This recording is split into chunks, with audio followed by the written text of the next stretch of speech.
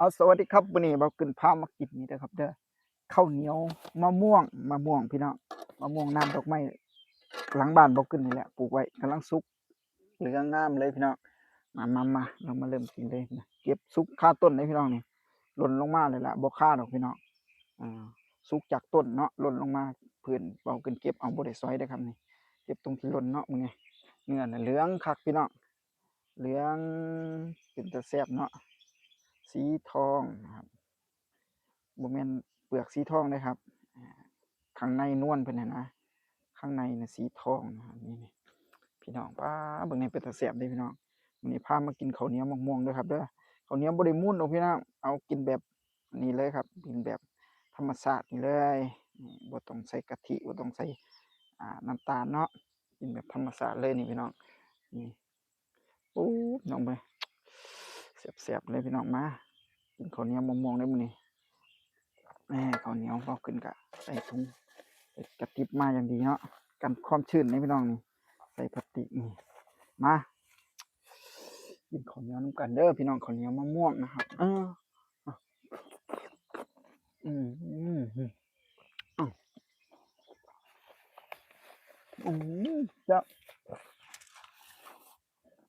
หวานน้ำดอกไม้ย่ำซุกกระคันสิหวานเนาะอืมอืมอืม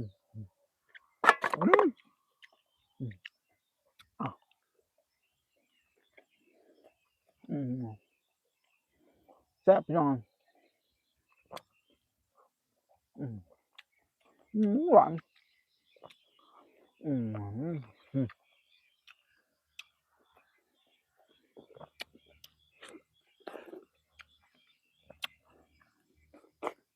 เดี๋ยวแรงมาคุณ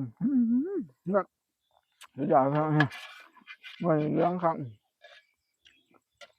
เลี้ยงคักไปพี่น้องอีกสักเดือนหนึ่งนะพี่น้อง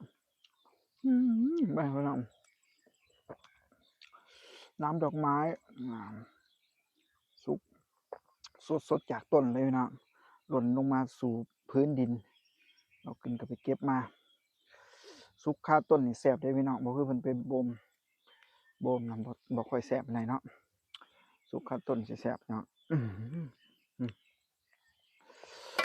โอ้พี่น้องพุ่นน่ะเหลืองเหาะอืมแล้วแรงมื้อแรงอืมอืมหวานหวานฉ่ำเลยพี่น้องบ่คุณกินมักกินแบบนี้อะชอบอยู่อืมอืมอืมอืม